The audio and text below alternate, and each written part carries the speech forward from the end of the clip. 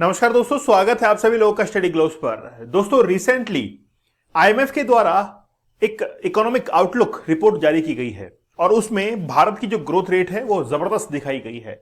वाकई में भारत की ग्रोथ रेट अगर इस हिसाब से बढ़ती है तो आगे आने वाले समय के अंदर भारत का ही परचम लहराएगा। इंडिया की जो ग्रोथ रेट है उसको हम लोग ये भी नहीं कह सकते कि बहुत जबरदस्त है, क्योंकि उससे पहले हमने अच्छी ग्रोथ रेट को हासिल किया। लेकिन अब जो ग्रोथ रेट है वो USA, Japan, Germany, France, Canada सबको पीछे छोड़ते हुए हम लोग आगे जो है वो निकल सकते हैं। आईएमएफ ने ऐसा हमारे लिए कहा है। तो आज के लेक्चर के अंदर हम लोग ये पढ़ने वाले हैं कि भारत को आखिरकार सोने की चिड़िया क्यों कहा जाता था और आखिरकार फिर हमारी ग्रोथ रेट जो है वो डिक्लाइन की तरफ कैसे बढ़ गई। हम लोग कंपेयर करेंगे यूएसए के साथ में, चाइना के साथ में और खास तौर पर ब्रिटेन और चाइना के साथ में। तो हम लोग कंपेयर करेंगे ही करेंगे। ये भी हम लोग देखेंगे कि भारत की जीडीपी जो है वो कहां पर स्टैंड करती है और in terms of population, in terms of पर कैपिटल इनकम, ये तमाम डेटाज हम लोग देखने वाले हैं। क्या ट्रेड डेफिसिट रहा है, कितना इंपोर्ट है, कौन से गुड्स का इंपोर्ट है, कौन सा एक्सपोर्ट है, कितना एक्सपोर्ट है, ये तमाम जो है जानकारी आज हम लोग लेने वाले हैं। तो रिसेंटली इंडिया की जीडीपी को लेकर एक अजम्पशन जो है वो किया गया है और ये कहा गया है कि भारत जो है वो यूएस और चाइना को भी पीछे छोड़ देगा, दूसरे कंट्रीज को भी हम लोग देखेंगे। वर्ल्ड इकोनॉमिक आउटलुक एक रिपोर्ट जारी की गई है आईएमएफ के द्वारा। देखिए, आईएमएफ, इंटरनेशनल मॉनेटरी फंड और वर्ल्ड बैंक, इनको जुड़वा संस्थाएं कहा जाता है कि ये जो है वो दो भाई हैं। और आप लोग को पता भी होगा कि इनकी जो हेडक्वार्टर्स है वो वॉशिंगटन डीसी के अंदर एक ही बिल्डिंग के अंदर नीचे आईएमएफ का और ऊपर जो है वो वर्ल्ड बैंक का हेडक्वार्टर बना हुआ है। ब्रेटन वुड्स जो सम्मेलन हुआ था 1945 के अंदर, उस समय ही इन दोनों संस्थाओं का जन्म हुआ, वर्ल्ड बैंक और आईएमएफ का। आज भी ये कहा जाता है कि ये दोनों जो इंस्टीट्यूशंस हैं वो वेस्टर्न कंट्रीज को ज्यादा फेवर करते हैं। इसीलिए एशियन नेशंस के अंदर एक नई संस्था का जन्म होता है और वो होता है ब्रिक्स बैंक। क्योंकि हम लोग जब वर्ल्ड बैंक से लोन लेने के लिए जाते हैं, आईएमएफ से हम लोग पैसे के लिए कहते हैं, क्रेडिट के लिए कहते हैं एशियन कंट्रीज, तो वो हमारे साथ में बड़ा डिस्क्रिमिनेशन करते हैं और हमने फिर इसके आधार पर ही एक ब्रिक्स बैंक जो है वो भी बनाया। तो आईएमएफ ने रिसेंटली एक रिपोर्ट जो है वर्ल्ड इकोनॉमिक आउटलुक जो है उसको रिलीज किया है, उसके बारे में हम लोग देखेंगे। दोस्तों, हमारे 75 डेज का हार्ड चैलेंज और 100 डेज का हार्ड चैलेंज वाकई में बड़ा जबरदस्त है। अगर जिंदगी के अंदर आगे निकलना है तो चैलेंज लेना पड़ेगा खुद से। आप लोगों ने अगर 75 डेज तक कंसंट्रेशन और फोकस के साथ में किसी टारगेट को हासिल करने के लिए जो है वो आपने मेहनत की है तो आप वाकई में अचीव करेंगे। लेकिन आपकी जो बैड हैबिट्स है वो आपको हमेशा पीछे ले आती हैं। जैसे पोर्नोग्राफी आप लोग देखते हैं कि बहुत आपके माइंड के यानी कि सबकॉन्शियस माइंड पे काफी नेगेटिव इंपैक्ट जो है डालती है। हमारी कोशिश है कि आप लोग उसको छोड़े और 75 टेक्निक्स की मदद से या फिर 100 टेक्निक्स की मदद से आप लोग इससे बाहर निकले। तो दोनों में से किसी भी कोर्स के साथ में आप लोग जुड़ सकते हैं, चाहे तो 75 डेज हार्ड चैलेंज या फिर 100 डेज के हार्ड चैलेंज। चलिए यहां पर थोड़ा नजर डालते हैं। रिसेंटली वर्ल्ड इकोनॉमिक जो आउटलुक की रिपोर्ट है उसमें कुछ प्रोजेक्शंस दिखाए गए हैं। मैं भी आप लोगों को एक लार्ज इमेज के अंदर उसको शो करूंगा और उसमें दिखाया गया कि इंडिया की जो ग्रोथ रेट है वो है 6.5%। आगे जो है फाइनेंशियल ईयर जो 25 है इसके अंदर इतनी ग्रोथ रेट जो है वो रहने वाली है और 26 के अंदर भी लगभग यही ग्रोथ रेट रहेगी। तो आईएमएफ ने रिसेंटली वर्ल्ड इकोनॉमिक आउटलुक इस रिपोर्ट को जारी किया और उसके अंदर यह कहा गया कि भारत की जो ग्रोथ रेट है वो बहुत हाई रहने वाली है, 6.8% इन 2025 और 6.5% इन 2026। However, the IMF said that the growth rate in India has slowed down more than expected due to an unforeseen decline in industrial activity. तो भारत के अंदर जो इंडस्ट्रियल एक्टिविटी है वो बहुत ज्यादा डेक्लाइन की तरफ बढ़ गई थी अचानक से और उसके कारण हमारी जो ग्रोथ रेट है वो काफी डाउन आई थी। इस चार्ट को आप देखिए जो वर्ल्ड इकोनॉमिक आउटलुक का है, इसमें आप लोग देखेंगे तो कुछ कंट्रीज के बारे में आप लोग को बताया गया है। जैसे आप लोग यहां पर देखिए वर्ल्ड इकोनॉमिक आउटलुक की इस रिपोर्ट के अंदर यूनाइटेड स्टेट्स जो है उसका 2025 के लिए जो अजम्पशन है वो है 2.7, ठीक है। 2026 के लिए 2.1, काफी कम हमको नजर आ रहा है, ठीक है। फिर आप देखिए जर्मनी माइनस के अंदर जा रहा है 0.3, 1.1। सीधा आप लोग इंडिया के ऊपर आइए। अब इंडिया के आप देखिए यहां पर 4.8, लेकिन 4.6, फिर 4.5। ये क्या है? प्रोजेक्शंस हैं, एस्टिमेट्स जो है वो लगाए गए हैं, ठीक है। तो बड़ा बेहतरीन जो है वो एस्टिमेट्स यहां पर लगाए गए हैं, लेकिन थोड़ा सा हम लोग को एक बेसिक इकोनॉमी की समझ जो है इंडियन इकोनॉमी की वो होनी चाहिए। जैसे हम लोग जब भी फाइनेंशियल ईयर की बात करते हैं तो फाइनेंशियल ईयर शुरू होता है 1 अप्रैल से लेकर 31 मार्च तक, जिसमें ट्रेड जो ऑर्गेनाइजेशंस हैं जो कि ट्रेड को बैलेंस करती है पूरे वर्ल्ड लेवल पर, WTO है, WCO है, साफ्टा है, बिम्स्टेक है, इसके साथ में ब्रिक्स है, G20, ये कुछ ग्रुप्स हैं। ठीक है, जैसे भारत के लिए कहा जाता है कि भारत जो है वो एक डेवलपिंग या इमर्जिंग इकोनॉमी है, लोअर मिडिल क्लास में हम लोग आते हैं। देखिए भारत को अगर ओवरऑल हमको मेजर करना है तो हम लोग कौन से क्लास के अंदर रखेंगे, तो भारत को लोअर मिडिल इनकम जो इकोनॉमी है उसके अंदर रखा जाता है, और ह्यूज नंबर पॉपुलेशन जो है वो इसी के अंदर सरवाइव करती है। मिक्स इकोनॉमी जिसमें प्राइवेट और पब्लिक सेक्टर दोनों मिलकर काम करते हैं, साथ ही के अंदर न्यूली इंडस्ट्रियलाइज कंट्री हमारे पास में है। ठीक है, सोशलिस्ट स्टेट हम लोग कहते हैं, वेलफेयर स्टेट जिसको हम लोग लोक कल्याणकारी राज्य कहते हैं, वैसा भारत हमारा है। जब हम लोग बात करते हैं इन टर्म्स ऑफ पॉपुलेशन, तो पॉपुलेशन में हम लोगों ने चाइना को 2024 के अंदर सरपास किया, और 2025 के अंदर है ना हम लोग क्या बन गए, नंबर 1 पे आ गए। तो पॉपुलेशन के अंदर हम लोगों ने 2024 में चाइना को सरपास करते हुए आगे बढ़े।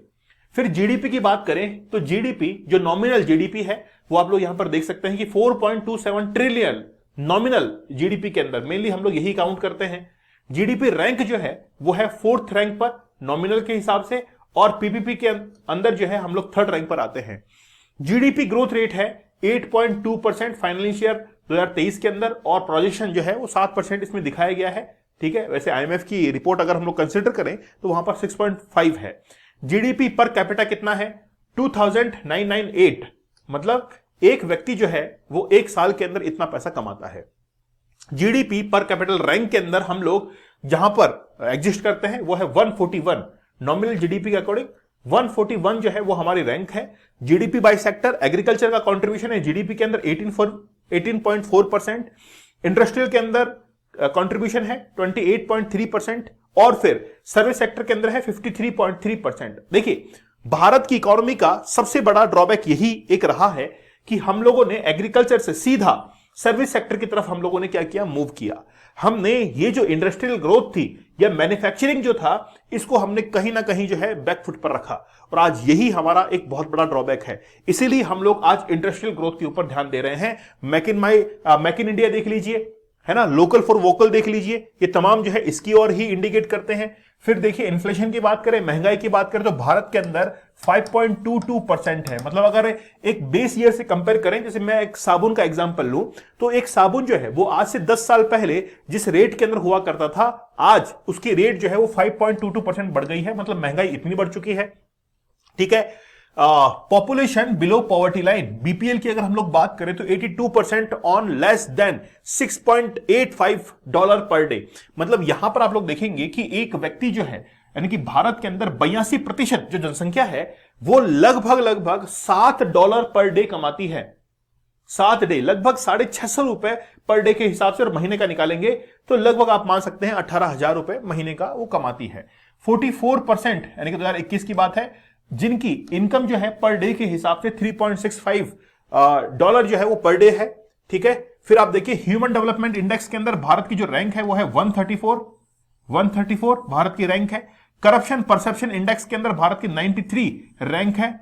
आउट ऑफ कितने कंट्रीज है, लगभग 193 कंट्रीज के आसपास, है ना, इनमें से भारत की रैंक 93 है।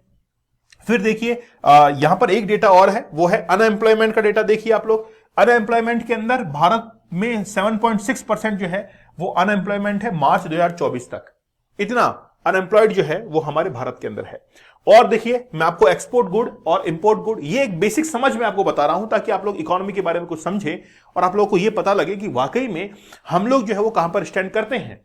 एक्सपोर्ट गुड्स के अंदर जैसे मैन्युफैक्चरिंग के अंदर हम लोग एक्सपोर्ट करते हैं, फ्यूल और माइनिंग प्रोडक्ट्स को हम लोग एक्सपोर्ट करते हैं 14.7%, एग्रीकल्चर प्रोडक्ट्स को हम लोग एक्सपोर्ट करते हैं 14.1%, और अदर जो है वो 0.5% है। सबसे ज्यादा एक्सपोर्ट हम लोग करते हैं यूएसए को। यूएसए का एक्सपोर्ट जो है वो 17.7% है। फिर यूरोपियन यूनियन को हम लोग करते हैं, यूएई को हम लोग करते हैं 8.2%, चाइना को भी एक्सपोर्ट करते हैं 5.7%, हांगकांग को 1.9%, फिर Singapore, United Kingdom, Saudi Arabia, Bangladesh, South Africa, Australia, इन सबको हम लोग एक्सपोर्ट करते हैं। जब हम लोग इंपोर्ट गुड्स की बारी जो है लेते हैं, जैसे उसके अंदर भी एग्रीकल्चर जो प्रोडक्ट्स है उनको भी हम लोग इंपोर्ट करते हैं 7% के आसपास। हम लोग जब इंपोर्ट पार्टनर्स के ऊपर आते हैं तो सबसे ज्यादा हमारा जो इंपोर्ट आता है वो चाइना से आता है 18.1%। इसको थोड़ा सा बैलेंस करना पड़ेगा। हम जो है चाइना से ज्यादा इंपोर्ट कर रहे हैं, लेकिन एक्सपोर्ट के अंदर आप देखिए कि चाइना जो है वो 5.7% है, जबकि इंपोर्ट में 18.1%। मतलब चाइना के साथ में जो ट्रेड डेफिसिट है वो ज्यादा है। फिर Hong Kong, Russia, European union, United Arab Emirates, USA, तो यूएसए से हमारा इंपोर्ट ज्यादा है ना। जबकि एक्सपोर्ट देखिए, एक्सपोर्ट अच्छा है 17.7%, जबकि इंपोर्ट जो है कम है। यहां पर मामला ठीक है। Saudi Arabia, Iraq, Indonesia, Switzerland, Singapore, ये सभी जो है इंपोर्ट पार्टनर्स भारत के हैं। ये बड़ा जबरदस्त है। भारत को सोने की चिड़िया क्यों कहा जाता था, इससे आप लोग समझ जाएंगे। ये जो आप लोग ऑरेंज कलर की लाइन देख रहे हैं, ये वाली ऑरेंज कलर की जो लाइन देख रहे हैं, इसमें आप लोग देखेंगे कि भारत की जो जीडीपी थी वो कब लगभग 1000 ईस्वी के आसपास, है ना, 1000 एडी के आसपास आप देख सकते हैं। फिर देखिए इंडियन इकोनॉमी जो है, अब यहां पर आप लोग देखेंगे कि इस जगह पर आप देखिए, मतलब ब्रिटिश भारत के अंदर आए थे यहां पर, तो यहां से लेकर भारत की इकोनॉमी जो है वो कैसे नीचे जाती है। तो जो सोने की चिड़िया भारत कहलाता था वो पूरा पैसा जो है वो बाहर गया और भारत की इकोनॉमी जो नीचे आती चली गई, और इंडिया जो है वो आज यहां पर स्टैंड करता है। ठीक है, तो किस तरीके से हमारी इंडियन इकोनॉमी बहुत अच्छी थी और ये पैसा कहां पर पहुंचा। देखिए यूएसए का देखिए आप लोग, यूएसए जो है वो उसने सडन जो है यहां से फिर इंक्लाइन करना शुरू कर दिया, बढ़ना शुरू कर दिया था। ठीक है, चलिए अच्छा यहां पर देखिए मैंने 2 ईयर दिखाए हैं। 1988 के अंदर वो साल था जिस समय हमारी जो जीडीपी थी वो 10.18% के आसपास जो है वो हमारी जीडीपी ग्रोथ रेट थी। लेकिन वही 1991 के अंदर जिस समय एलपीजी हमने किया था, ठीक है, एलपीजी मतलब लिबरलाइजेशन, प्राइवेटाइजेशन और ग्लोबलाइजेशन, ठीक है, मनमोहन सिंह का काफी योगदान था। उस समय हमारी जीडीपी केवल 1% पर आ गई थी, केवल 1% पर। और एलपीजी को जैसे ही हमने अपनाया तो हमारी इकोनॉमी वापस से जो है वो बढ़ना शुरू हो गई थी। तो उस समय मनमोहन सिंह का रोल बड़ा जबरदस्त था। आप देखिए कि आप देखेंगे 2020 के अंदर देखिए हमारी जीडीपी जो ग्रोथ रेट थी वो माइनस के अंदर पहुंच गई थी, -5.8%। फिर आप देखिए 2023 के अंदर 8.2%, ये काफी अच्छा है। और अब ये बताया जा रहा है कि 2025 के अंदर ये पहुंच जाएगी 6.5% के आसपास। तो ये कुछ आंकड़े जो हैं ये आपको ये बता रहे हैं कि वाकई के अंदर हमारी जो इकोनॉमी है वो स्टैंड कहां पर करती है। यहां पर कुछ देखिए अब आप लोग, जैसे 10 साल का एरा आप लोग देखेंगे 2014 से लेकर 2022 तक, तो यहां पर जीडीपी यानी कि ट्रेड डेफिसिट देखिए, ट्रेड डेफिसिट काफी है यहां पर। इस एरा के अंदर ट्रेड डेफिसिट काफी है, कम नहीं हो रहा है, एक बढ़ता जा रहा है। और यहां पर तो ह्यूज बहुत बड़ा डिफरेंस आपको दिखाई दे रहा है। मतलब हमारा जो एक्सपोर्ट है वो कम हो रहा है और इंपोर्ट हम लोग ज्यादा कर रहे हैं। ठीक है, इंपोर्ट हम लोग ज्यादा कर रहे हैं। तो यहां पर जाकर हमको थोड़ा सा बैलेंस देखना पड़ेगा और हमारे एक्सपोर्ट्स को बढ़ाना पड़ेगा। अगर हम लोग यूएस की ग्रोथ रेट देखें तो 2.7% है, जर्मनी की देखें तो 0.3% है, इटली की 0.7% है, जापान की 1.1% है जो कि हमारी 1991 के अंदर थी। तो जापान देखिए कितना पीछे है। ब्रिटेन देखिए 1.6% है। फिर भी हमको ये लगता है कि यार इंडिया पीछे क्यों है, जबकि इंडिया का तो 6.5% बता रहे हैं। कनाडा देखिए 2.2% है, चाइना 4.6 है, रशिया 1.4% है, ब्राजील 2.2% है, साउथ अफ्रीका 1.5% है और इंडिया के लिए बताया जा रहा है कि 6.5% है। जबकि हमको लगता है कि यार ये तो डेवलपिंग नेशंस हैं, है ना, डेवलप्ड नेशंस हैं, इन्होंने तो बहुत अच्छा विकास किया है, ग्रोथ रेट काफी अच्छी है इनकी। लेकिन भारत की ग्रोथ रेट जो है वो 6.5% है। लेकिन फिर भी हमको ये लगता है कि यार कहीं ना कहीं कुछ ना कुछ तो कमी है। आप देखिए कि भारत, पाकिस्तान, अमेरिका, चाइना और पूरे वर्ल्ड के अंदर, तो पूरे वर्ल्ड की अगर देखें तो आप लोग देखें ग्रोथ रेट 3.3% है। भारत में देखिए 6.5%। लेकिन अगर 2023 की हम लोग देखेंगे 2023 की, तो उस समय ये थी 8.2%। मतलब 2023 के मुकाबले 2024 और 25 के अंदर इनमें कम हो रही है। पाकिस्तान काफी पीछे है 3% और 4%, अमेरिका 2.7% और 2.1%। मतलब जिन देशों को हम लोग वाकई में आगे समझते हैं वो आगे नहीं है, वो पीछे हैं। बस हमारे यहां पर पॉपुलेशन ज्यादा है और इक्वली जो रिसोर्सेज है उसका डिस्ट्रीब्यूशन बहुत कम है। जब तक ये नहीं हो पाएगा तब तक हम लोग आगे नहीं बढ़ पाएंगे। पॉवर्टी पर काम करना पड़ेगा, अनएम्प्लॉयमेंट के ऊपर काम करना पड़ेगा, तब जाकर हम लोग जो है वो आगे बढ़ सकते हैं। तो आईएमएफ ने अपनी रिपोर्ट के अंदर जो ग्रोथ रेट दिखाई है वो है 6.5%। तो काफी अच्छी ग्रोथ रेट है और आगे हम लोग काफी अच्छा विकास भी जो है वो करेंगे। दोस्तों आप लोग हमारे 75 डेज हार्ड चैलेंज या फिर 100 डेज के हार्ड चैलेंज साथ में जरूर जुड़िए। इसमें हमने रियल लाइफ स्टोरीज जो है उनको भी कवर किया है। ठीक है, तो चलिए मिलते हैं आप लोगों से अगले सेशन के अंदर। तब तक धन्यवाद, थैंक यू, जय हिंद।